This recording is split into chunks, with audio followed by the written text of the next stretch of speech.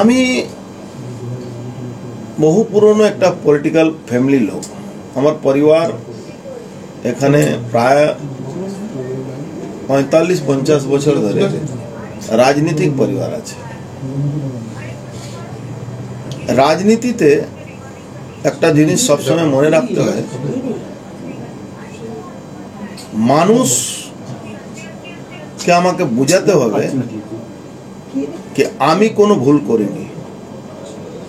আমি শেষ অবধি আমি জানি আমার ডেথ ওয়ারেন্টে সই করে দেওয়া হয়েছে, তা সত্ত্বেও আমি ব্যারাকপুরে মানুষের জন্য বসেছিলাম।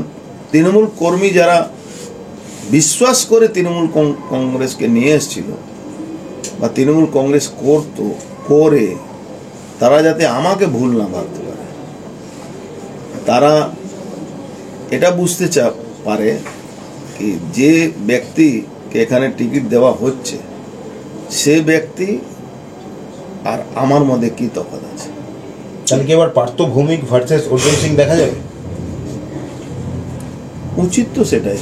কি উচিত? কি এই দেখাটা এই পার্থ ভৌমিক ভার্সেস কোন দলে, সেটা আমি কি করে বলবো, কিন্তু এই লড়াইটা তো ও তো পিছন দিয়ে যেভাবে শেষ মুহূর্তে আমার গলা কাটা হলো, সে তো লড়াই তো জায়গা চলেই গেছে। অর্জুন দা, আপনার বিরুদ্ধে লাগাতার বেশ কয়েকদিন ধরেই আমরা দেখছিলাম বিক্ষোভ হচ্ছিল, প্রশ্ন তুলছিলেন দলেরই একাংশ। কোথাও মনে হচ্ছে যে দলের প্রশ্রয় তারা করছিলেন? দলের একাংশ না, দুজন বিধায়ককে লাগিয়ে দেওয়া হয়েছিল, একজনই এখানে লাগাবার লোক আছে। এখন তার বলতে বাধা নেই তার নাম না, আমার ভালো বন্ধু পার্থ ভৌমিক, আমরা গুড ফ্রেন্ড। বন্ধুর সাথে কি বন্ধুর লড়াই হবে?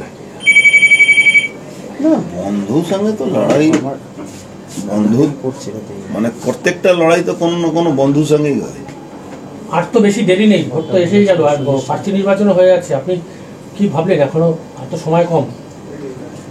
শুনুন, কোনো লড়াই এমনও হয় যে লড়াইতে জেতার জন্য করতে হয়।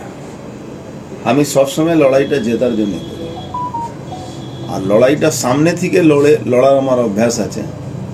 আমি মানে পিছন থেকে আপনাকে ডেকে বসিয়ে খাইয়ে তারপরে আপনাকে ঘুমের ওষুধ দিয়ে আপনার গলা টিপে দেবো, এই লড়াই আমি বিশ্বাস করি। এটা কি আপনার সাথে হয়েছে?